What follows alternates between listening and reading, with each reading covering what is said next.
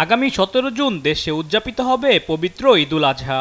মুসলমানদের প্রধান ধর্মীয় উৎসব উদযাপন ঘিরে চলছে নানা প্রস্তুতি। ঈদুল আজহার প্রধান জামাতের জন্য প্রস্তুত করা হচ্ছে জাতীয় ঈদগাহ। বুধবার সকালে জাতীয় ঈদগাহ পরিদর্শন করেন ঢাকা দক্ষিণ সিটির মেয়র শেখ ফজলে নূর তাপস। পরে সাংবাদিকদের জানান ৩৫,০০০ মুসল্লি জাতীয় ঈদগাহে নামাজ আদায় করতে পারবেন। ঈদের দিন ভারী বৃষ্টি হলেও ঈদের জামাত নির্বিঘ্নে সম্পন্ন করতে নেওয়া হয়েছে সব ধরনের ব্যবস্থা।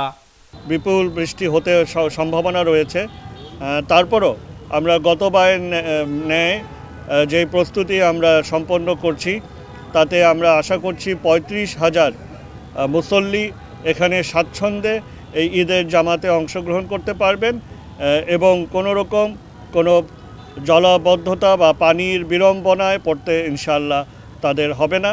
এ সময় ২৪ ঘন্টার মধ্যে কোরবানির সব বর্জ্য অপসারণেরও কথা জানান মেয়র।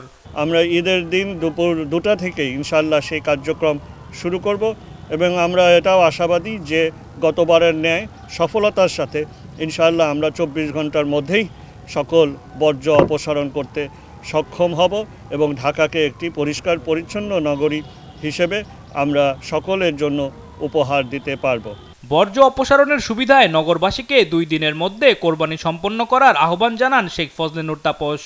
ঈদের দিন এবং পরের দিন এই ২ দিনের মধ্যেই যেন সকল কোরবানি সম্পন্ন করা হয়। আলিমুজ্জামান সাফওয়ান, দেশ টিভি, ঢাকা।